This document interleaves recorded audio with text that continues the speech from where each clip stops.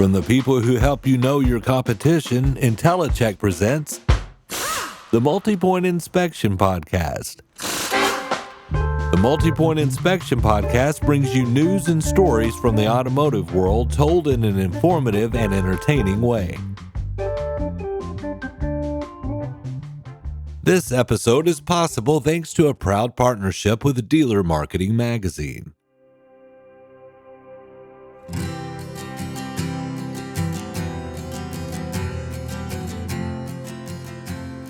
In 1999, my career trajectory changed thanks to two companies that help connect buyers and sellers, eBay and PayPal. One of my dreams in my 20s was to own a record store. Think John Cusack and High Fidelity. But with no capital and an uncertainty if this type of business could survive in my hometown, a brick and mortar was out of the question. Enter eBay and PayPal. These two companies connected buyers and sellers from all over the world, and seemingly overnight, my world changed. I became an eBay power seller, and the spare bedroom in my little house suddenly transformed into a shipping and receiving powerhouse. Now imagine if you could employ that same concept of connectivity in the automotive industry, specifically in selling automotive parts online. Why wouldn't it work? I mean, how hard could it be, right? And that's exactly what a senior manager at PayPal was thinking over 11 years ago. My name is Ibrahim Mesbah. I'm the co-founder and CEO at RevolutionParts. We're an e-commerce platform for auto parts, and we partner with over 2,000 retailers, franchise dealers, and brands, more specifically automakers, and enable them to sell parts online in a really turnkey fashion, right? We're purpose-built for auto parts.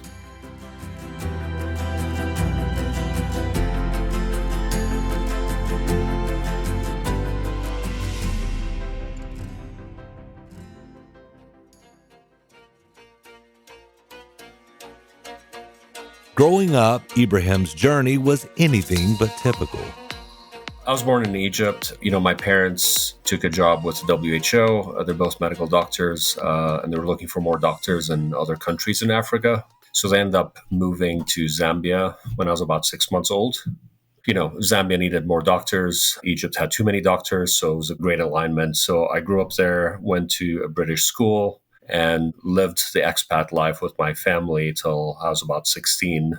A lot of the kids in my school, when it was time to go to college, ended up going to either South Africa, pretty good education there, pretty close, or the UK or the States. So I didn't have any ties anywhere, and I really got intrigued by the States, had a lot of kids in school from here, and really saw it as a land of opportunity. It was a new frontier and a great place to just grow and build a life and a career. So ended up moving to Texas Tech when I was 16 in 95. And then, found out some of my friends were at Arizona State when I came out to visit one summer. Absolutely fell in love with the place. So I ended up transferring, went to ASU, did a bachelor's and master's in computer engineering, and ended up meeting my wife here and settled in, right? So that's sort of how it all started.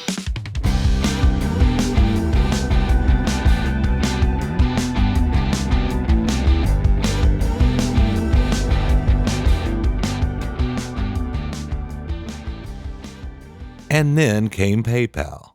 I worked at PayPal for over 5 years. PayPal at the time was owned by eBay.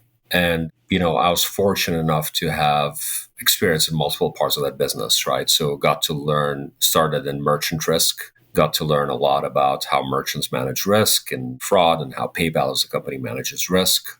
Got to work on payments. PayPal at the time was an eBay company. So really making that experience awesome, offering credit. And frankly, just grew a huge passion for payments and e-commerce and finding ways to connect buyers and sellers in a safe and secure way. I have nothing but fond memories about my tenure there. It's a great culture. It's a great company. Definitely encourages innovation and not being afraid to take hard problems on heads on, right? There's always an attitude of, well, let's try it. What's the worst that could happen? Even though it was a small company, it definitely had that calculated risk-taking vibe, right? It didn't feel like a small company that moved slow.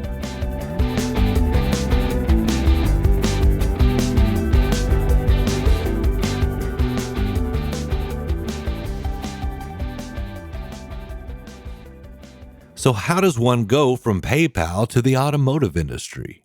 So, what we found is we stumbled upon this gap in the marketplace or this opportunity in automotive. So, essentially, one of my good friends, his brother ran a parts department at a local dealership here.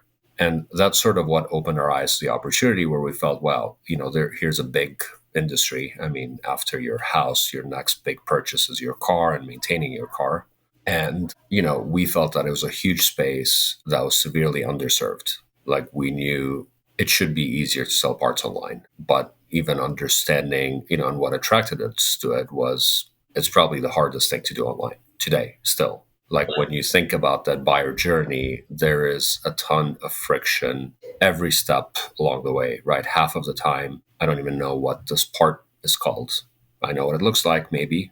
I don't even know what it's called. So you're doing a lot of research. Great. Now you figure out what it's called or what the part number is, which brand. There is the OE and there's probably hundreds of aftermarket brands. Does it fit my car? When can I get it? How quickly can I get it? How current is the data? Is the data accurate? Is there a picture? So when we think about that shopping experience, we still see a ton of room to really make that as easy as shopping for, I don't know why this pops in my mind, but like toilet paper on Amazon, right? That is largely easy, that you don't have to be tech savvy. You don't have to really understand, it's easy to just go on Amazon or go online. I need to find this, and it's a few clicks and you're there, right? So because of all the complexity around the data with auto parts, applications, and the supply chain and inventory, it makes it challenging to build that type of experience, right? But that's essentially our mission, is how do we make this as easy as shopping for toilet paper on Amazon? How do we remove a lot of friction out of that experience, both on the buying side and the selling side? When we started Revolution Parts, there's a lot of things we took out of the PayPal eBay culture that we wanted to continue to promote and foster in our new culture at Revolution Parts. But we were very attracted to taking a lot of our passion for e-commerce and payments and really take a very different / fresh perspective in a really big industry where we felt we could make a difference. When you interview guests and have them tell their story for a 30-minute or so podcast, they have to condense it down to get it all in. But I wanted to slow down Ibrahim on his incredible jump from a very successful, innovative company to starting his own in an industry that he admittedly knew nothing about. So I wanted to know, were you scared? So I'm a first-time founder, and so is Andreas. Did I know what we were signing up for? Absolutely not.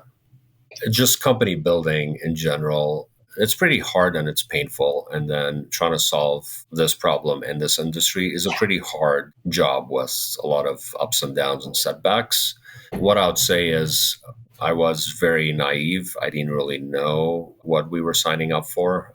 We've made a lot of progress in the last 10 years, but what's really energizing is just $400 billion opportunity. People talk about making an impact, right?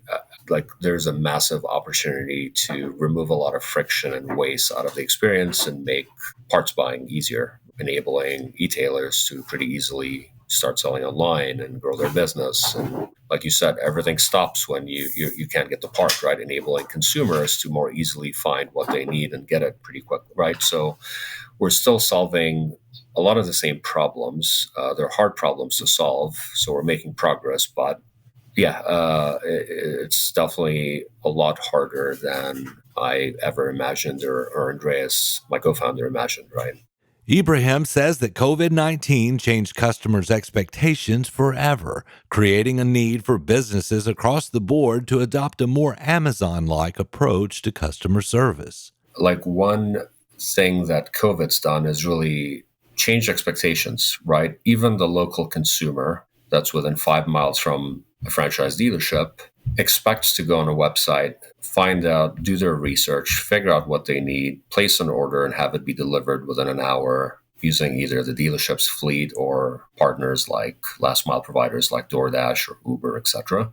So today, it's primarily used to help dealerships, auto groups, and brands get their parts online. I mentioned we work with about 2,000 franchise dealers. That's still not enough coverage where we have representation across every OE brand in every major metro area.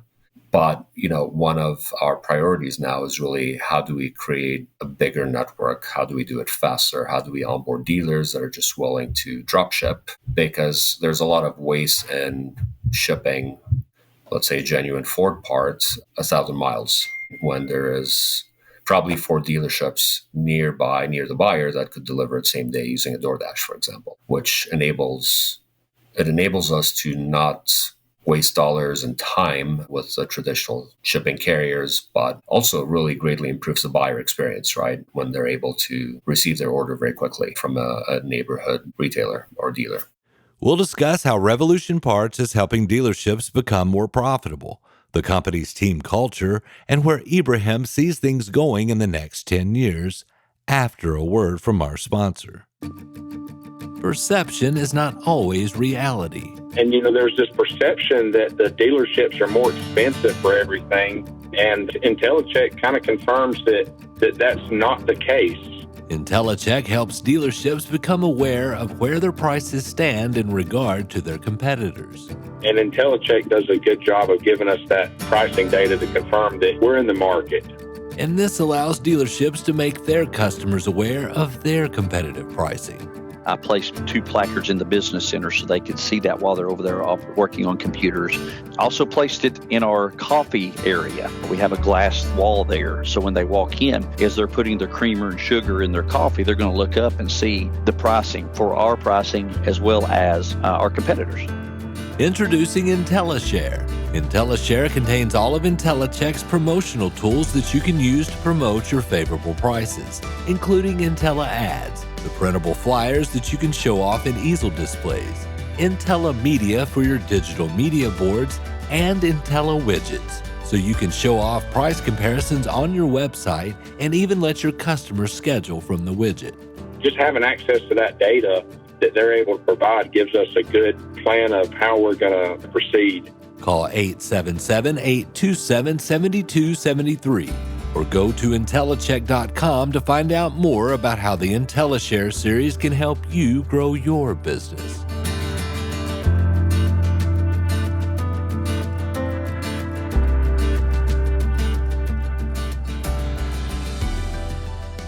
So one thing we do is we make it turnkey, right? So let's keep using this Ford dealer as an example, right? So Ford dealer signs up, where we add value as making sure that the catalog, and we're talking just Ford, might have 1 million SKUs, right? Is the catalog accurate as we can, right? We're constantly looking at enriching and improving and fixing data quality. That's on its own probably one of the hardest problems or challenges that we're solving every day. So you have that. Then it's trying to help our retailers price competitively, right? There's also inventory. Like, where's the inventory? Is it at the shelf at the dealer? Is it across the street at another Ford dealer? Is it within the metro area? Is it at a DC, right? And that's really key in setting expectations on lead time and when this part could be shipped. Then it's, all right, so this Ford dealer then could, within days, right, enable this type of an experience. One scenario is, and it's really cool to see this play out, right? As you see somebody that's a car enthusiast that does their own repairs. I'm doing a brake job this weekend. Great.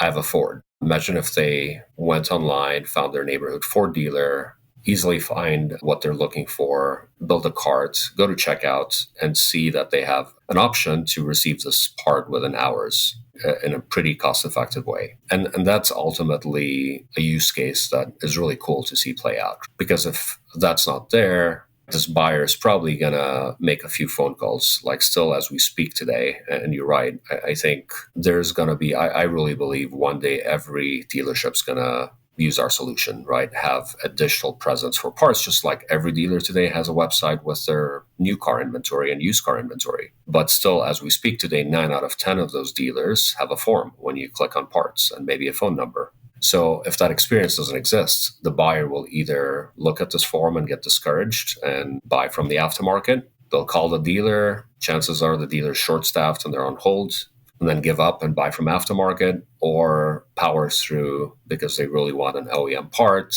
spend 5 minutes on the phone. And if the dealer's not using our solution, they can either ask the buyer to pick it up or put it on a truck the next day, or have a part runner that can drop it off at some point that day, right? So what I described is a pretty simple use case. Like I could do that today. I can go to the Apple Store website, order AirPods, and have these here probably within an hour. How do we get to that service level on the part side? And how do you level the playing field a bit by partnering with some of these last mile providers?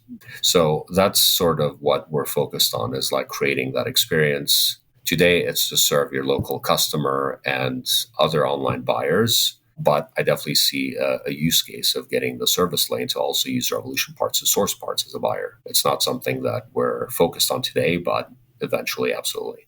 Ibrahim says that there are three main reasons dealerships should consider updating the parts purchasing side of their websites. When customers sign up, it's usually there's three things, right? Either, all right, I don't want to deal with these phone calls. Can we spin up an online experience for my local customer? This local customer could be typically a consumer, but it could also be a repair shop, right? Second one is, how do I create a new revenue stream, right? There's customers outside my immediate local area that I'd love to serve. So that's a new profit center for the dealership. Third one is, I have a lot of obsolete parts I want to offload, right? And unless I find a way to move these parts, I'm going to scrap them for pennies on the dollar. Can you guys help? So these are the typical reasons people sign up, and we absolutely help them achieve these goals and more.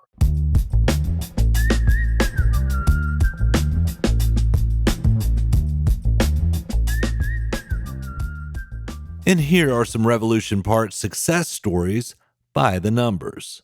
Our platform last year powered over $620 million in annual sales across 2,000 franchise dealers.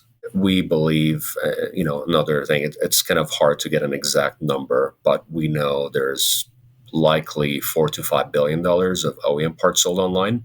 So just an interesting stat, right? Like if you're buying an OEM part, whether you start your search on Google, your neighborhood dealer website, eBay, Amazon, there's a 25-30% chance it's one of our customers and we're powering that experience, right?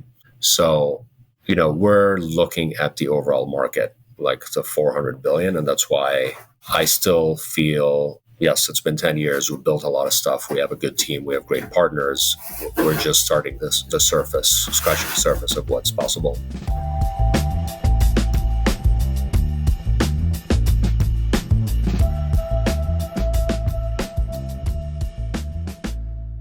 And speaking of the team at Revolution Parts, I asked Ibrahim to describe the company's culture.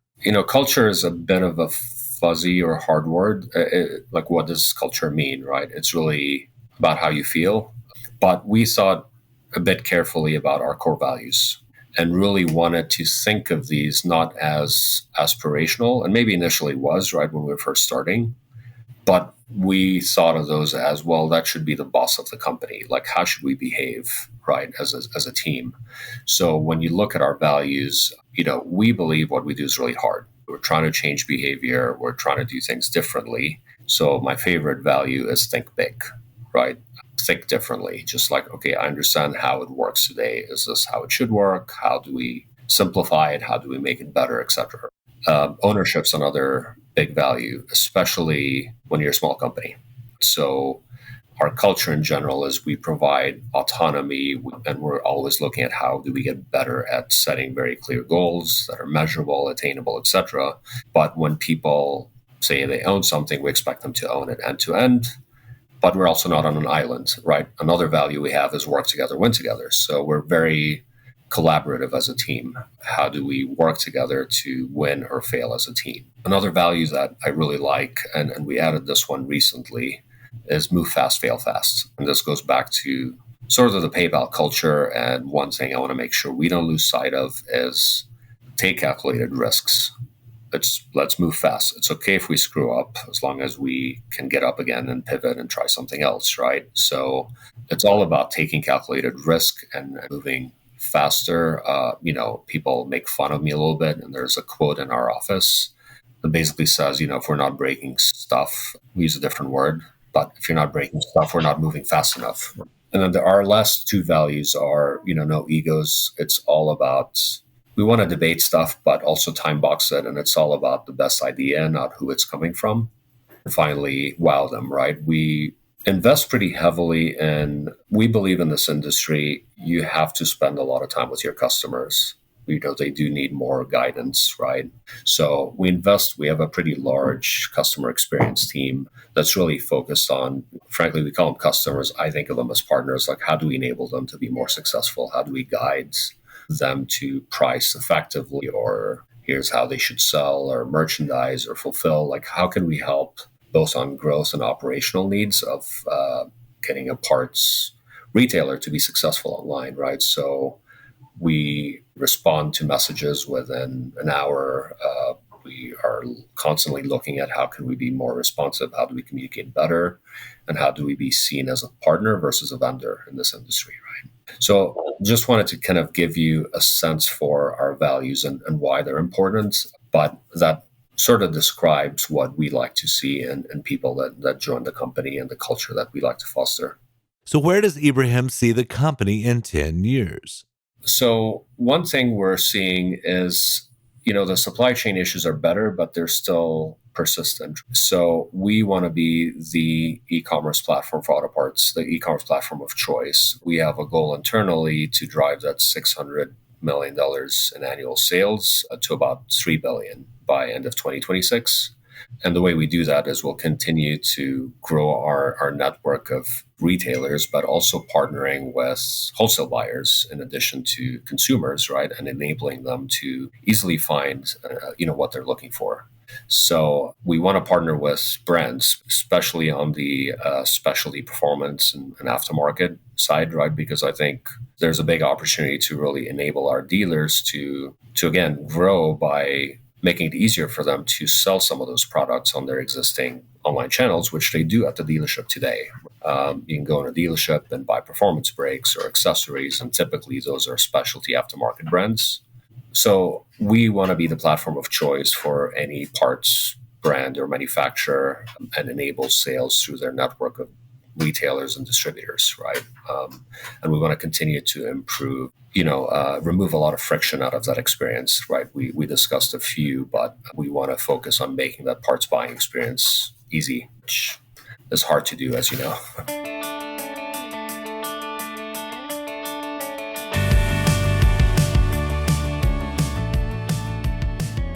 I asked Ibrahim about being a dealer marketing magazine expert.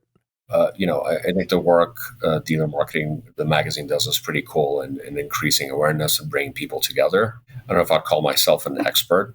We're really passionate about what we do. We've been doing it for 10 years and excited about what the future holds.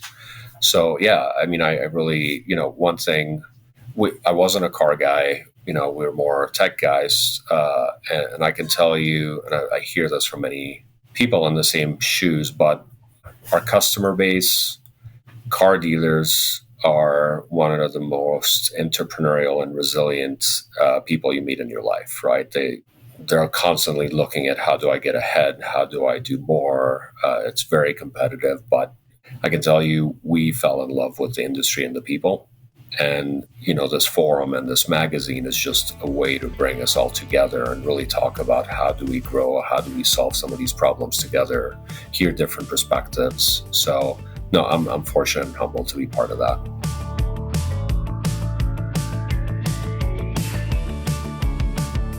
I'd like to thank Dealer Marketing Magazine expert Ibrahim Mesbah with Revolution Parts for this look into connectivity and alternative profit centers for dealerships. You can find the Multi-Point Inspection Podcast on Apple Podcasts, Amazon, Spotify, or wherever you listen to podcasts. And be sure to subscribe and give us a 5-star rating. It helps with the algorithm thingy. Executive producers for the Multi-Point Inspection Podcast are Melissa Marlette and Joe Gibson. It is written, produced, and narrated by me, Brandon Barnett. This episode's featured music is Good Times by Tommy Welton.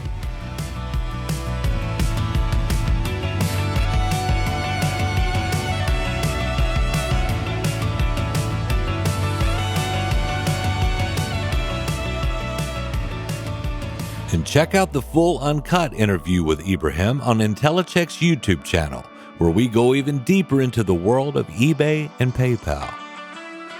Intellicheck. Know your competition.